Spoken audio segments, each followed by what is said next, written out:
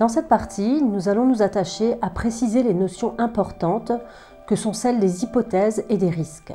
Ces hypothèses et risques peuvent être classés en différentes notions. La première notion est celle de conditions préalables. Les conditions préalables sont l'ensemble des éléments devant être connus ou déjà réalisés dès le commencement du projet en vue de sa bonne mise en œuvre. Exemple, avant la construction, le terrain qui devra abriter le centre devra déjà avoir fait l'objet de délibérations certifiant sa cession à l'association Japo.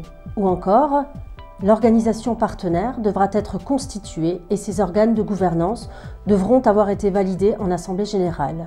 La seconde notion est celle de la sécurité.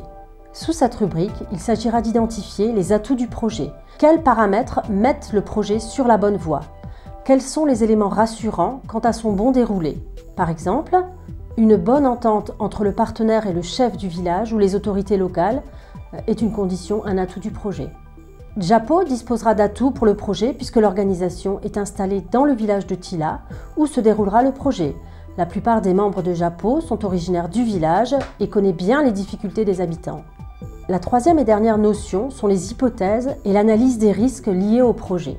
Sous cette rubrique, il s'agira de citer l'ensemble des risques afférents au projet en tenant compte de toutes les conditions aussi bien culturelles que sociétales du pays d'intervention qui pourraient compromettre le développement et la réussite du projet.